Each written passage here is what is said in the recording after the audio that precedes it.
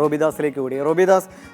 Robbie യാത്രയിലൂടെ ഒരുപാട് വിദേശ രാജ്യങ്ങളൊക്കെ കാണിച്ചു തന്നു, നമ്മുടെ മറ്റു പല സംസ്ഥാനങ്ങളും ഒക്കെ കാണിച്ചു തന്നു. അന്നേരമാണ് ഒരു വില്ലനായിട്ട് കോവിഡ് വന്നത്. പക്ഷേ കോവിഡ് വന്നതുകൊണ്ടും റോബിയെ സംബന്ധിച്ച് കുറച്ചൊരു പോസിറ്റീവ് കാര്യമുണ്ടെന്ന് തോന്നുന്നു. കാരണം ഇപ്പോൾ കഴിഞ്ഞ ആഴ്ചയിലൊക്കെ പോയ യാത്രയിലാകട്ടെ കേരളത്തിലെ കാഴ്ചകളാണ്. അത് പലതും ആളുകൾ അറിയാത്ത ഇങ്ങനെയുണ്ടോ നമ്മുടെ അടുത്തൊരു സ്ഥലമെന്ന് തോന്നിപ്പോകുന്ന തരത്തിലുള്ള കാഴ്ചകൾ.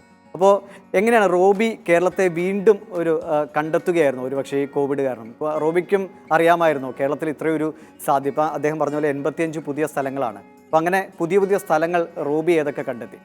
ഇപ്പം രൂപേഷ് സാറ് പറഞ്ഞതിൻ്റെ ഒരു തുടർച്ചയായിട്ട് പറയുകയാണെങ്കിൽ എൻ്റെ ഒരു എക്സ്പീരിയൻസ് എന്ന് പറഞ്ഞു കഴിഞ്ഞാൽ നമ്മളിപ്പം ഈ കോവിഡിന് ശേഷമാണ് നമ്മൾ മാതൃഭൂമി യാത്രയിൽ കേരളത്തിലെ കാഴ്ചകൾ കാണിച്ചു തുടങ്ങിയത്. അപ്പോൾ അതിൻ്റെ ഭാഗമായിട്ട് ഒരുപാട് വിനോദസഞ്ചാര കേന്ദ്രങ്ങളിൽ ഷൂട്ടിങ്ങുമായിട്ട് ബന്ധപ്പെട്ട് പോകാൻ പറ്റി. ഒരുപാട് സ്ഥലങ്ങൾ മാതൃഭൂമി യാത്രയിലൂടെ ജനങ്ങളിലേക്ക് എത്തിക്കാനും പറ്റി. അതിൻ്റെ ഒരു സന്തോഷമുണ്ട്. അപ്പം ഒരു പുതിയ സ്ഥലങ്ങൾ കണ്ടുപിടിക്കുക എന്നുള്ളൊരു കാര്യം പറയുമ്പം എനിക്കൊരു എൻ്റെ ഒരു എക്സ്പീരിയൻസ്, നമ്മുടെ യാത്ര എപ്പിസോഡുകൾ പോയിക്കൊണ്ടിരിക്കുമ്പോൾ എനിക്ക് എൻ്റെ ഫേസ്ബുക്ക് മെസ്സഞ്ചറിൽ ഒരു മെസ്സേജ് വന്നു, ചേട്ടാ ഞങ്ങളുടെ നാട്ടിൽ ഒരു സ്ഥലമുണ്ട്, നല്ല സ്ഥലമാണ്, ട്രക്കിങ്ങിന് പറ്റിയ സ്ഥലമാണ്, ചേട്ടൻ ഒന്ന് ഇവിടെ വരണം, അത് മാതൃഭൂമി യാത്രയിൽ നിന്ന് കാണിക്കണം, ഞങ്ങളുടെ നാടിനത് ഒരുപാട് പ്രയോജനം ചെയ്യും എന്നൊക്കെ പറഞ്ഞിട്ട് എനിക്കൊരു മെസ്സേജ് വന്നു. പക്ഷേ ആ സ്ഥലത്തിൻ്റെ പേരൊന്നും ഞാൻ കേട്ടിട്ടില്ല. അങ്ങനെ ഒന്ന് ഗൂഗിളിലൊക്കെ നോക്കിയിട്ടൊന്നും അങ്ങനെ ഒരു സ്ഥലമില്ല. അപ്പോൾ ഞാനതങ്ങനെ സ്കിപ്പ് ചെയ്ത് പോയി.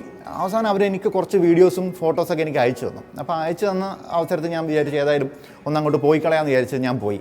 അത് നമ്മുടെ കോട്ടയം ജില്ലയിലെ പൂഞ്ഞാറിനടുത്തുള്ള കൈപ്പള്ളിക്കടുത്തുള്ള മുതുകോരമല എന്ന് പറയുന്ന ഒരു മലയാണ്. അങ്ങനെ ഒരു മലയെപ്പറ്റി കേട്ടിട്ടില്ല. അങ്ങനെ എന്തായാലും രണ്ടും കൽപ്പിച്ച് ഞാൻ ഒരു ദിവസം രാവിലെ അവിടെ എത്തുന്നു. ഈ മുതുകോരമല സംരക്ഷണ സമിതിയിൽപ്പെടുന്ന കുറച്ച് വളരെ ചെറുപ്പക്കാരെന്ന് പറഞ്ഞാൽ ചെറുപ്പക്കാരായിട്ടുള്ള ഒരു 5-6 പേര് എന്നെ സഹായിക്കാനായിട്ട് വരുന്നു. അങ്ങനെ ഇവരുടെ കൂടെ ഞാൻ ക്യാമറയുമായിട്ട് പോവുകയാണ്.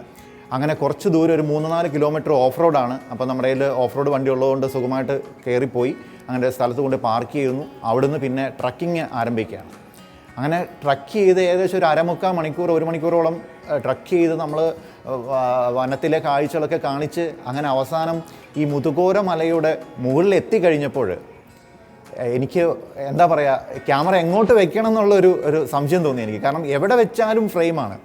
ഒരുപാട് പാറക്കെട്ടുകളും അതുപോലെ തന്നെ മരങ്ങളും, താഴോട്ട് നോക്കിയാൽ വലിയ താഴ്വാരങ്ങളും കുന്നും മലയും ഒക്കെ ആയിട്ട് അതിമനോഹരമായിട്ടുള്ളൊരു സ്ഥലം.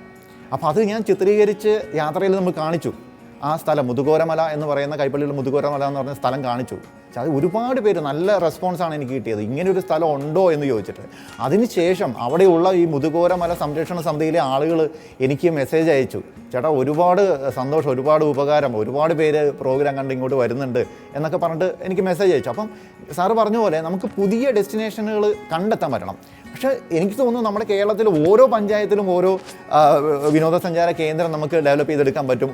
അങ്ങനെ ഉണ്ട്, നമ്മുടെ കേരളത്തിൻ്റെ ഒരു അനുഗ്രഹമാണ് അത്. തീർച്ചയായിട്ടും ഗവൺമെൻറ്റിൻ്റെ ഭാഗത്തുനിന്നും ഇങ്ങനെയുള്ള കാര്യങ്ങൾ, പുതിയ സ്ഥലങ്ങൾ, ഡെസ്റ്റിനേഷൻസ് കണ്ടുപിടിക്കാനുള്ള, അതിനെ ഡെവലപ്പ് ചെയ്യാനുള്ള കാര്യങ്ങൾ അതുമായിട്ട് മുന്നോട്ട് പോകണം എന്ന് തന്നെയാണ് എനിക്ക് പറയാനുള്ളത്. ശരിയാണ്. അപ്പോൾ ഈ പുതിയ സ്ഥലങ്ങൾ എങ്ങനെ കണ്ടെത്താം അല്ലെങ്കിൽ കണ്ടെത്തിയെക്കുറിച്ചുള്ള അനുഭവമാണ് കൃത്യമായി പ്രേക്ഷകരോട് റോബി പങ്കുവച്ചത്.